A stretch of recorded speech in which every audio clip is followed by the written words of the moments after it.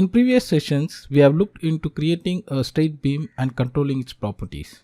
Now let us look into detail of drawing other profiles. The property tab on the right is similar for all. Note that the command prompt always prompts the next instruction to be done. Also, use the middle mouse button to terminate a command. Now, to draw a polybeam, click on the icon on the top and place the start, intermediate points, and click middle mouse button to place the end point or terminate the command.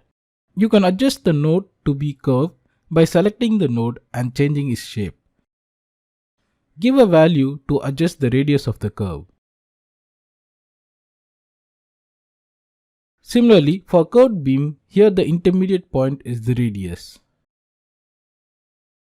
Twin profiles are members placed side by side. You can control the profile and its shape using the twin profile property in Property tab.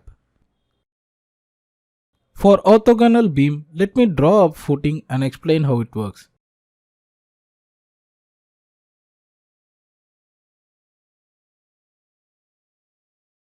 It draws some members perpendicular to the view plane. Quite useful in drawing the purlin. Click the icon and pick the point where the member to be placed.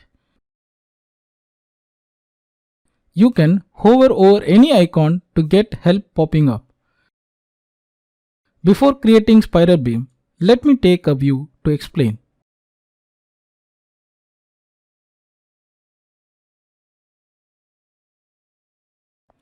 Now select the icon, click 2 points to start the member and second point to define its radius.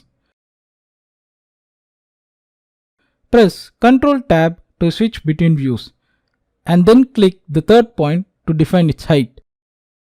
You can control the member by selecting the member and modifying its properties. That's it guys, we have seen all the methods of drawing a steel beam. See you at next section.